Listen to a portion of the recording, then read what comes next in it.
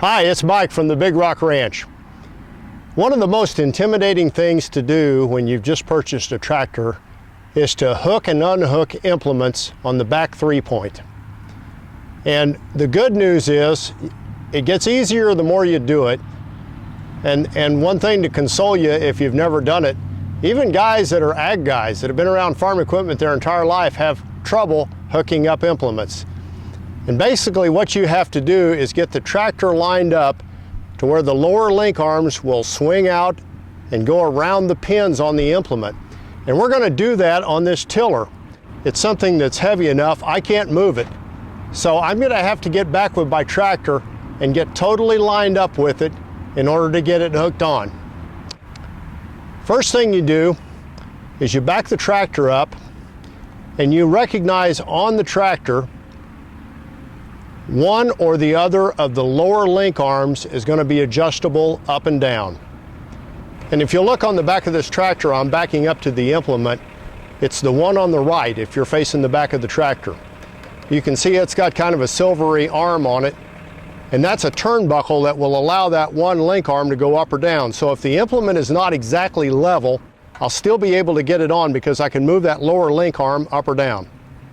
Because the one on the right is adjustable, I'm going to put the one on the left on first. So I've got to get the implement completely aligned with the left side of the tractor, or the driver's side if it were a car. We're going to swing the left arm out, get it the right height,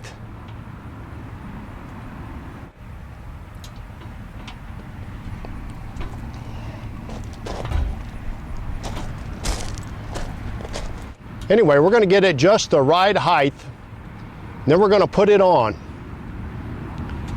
Then we're going to attach it to keep it on with what's called a linch pin.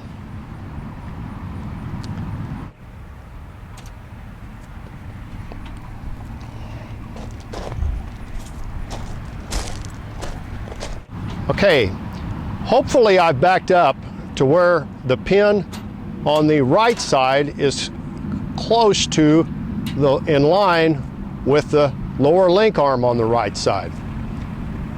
But if I haven't, I'll have to get on the tractor again and back it just a little bit to get it in line with that hole. And because I can't move the implement, this tiller's way too heavy for me to move, I'll have to use the tractor to push it just a little bit to get it lined up. Okay, once it's lined up, I attach the lower link arm on the right side and I put my linch pin on. Now I'm going to attach my top link, and the top link just goes along for the ride. I put the part that goes to the tractor in, put a pin through it, and then I adjust the top link so it's the right length to go back to the hole on the implement, and then I put a pin through the implement and the top link. I have that part hooked up. Now I can lift the implement at this point off the ground, and I'm going to do that. Now the next part of the tractor you need to know about are stabilizers. And stabilizers are these turnbuckles that run from the tractor axle to the lower 3-point arms. If I don't do anything with these stabilizers, the implement will be able to flop back and forth. And actually some implements can actually get into the tires of the tractor.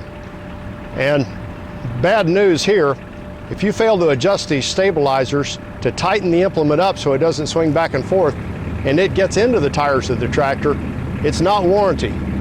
It can do great damage to the back tires, and warranty will not pay for it.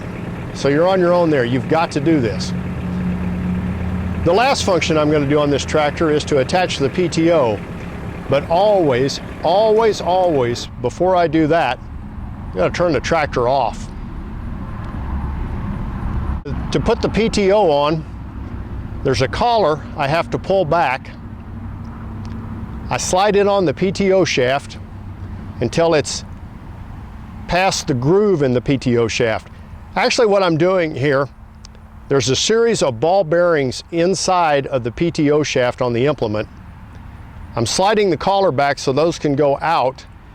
They're going to slide past the groove in the PTO shaft on the tractor, and then when I pull it back and release this collar, they're going to snap into place, and then I'm good to go.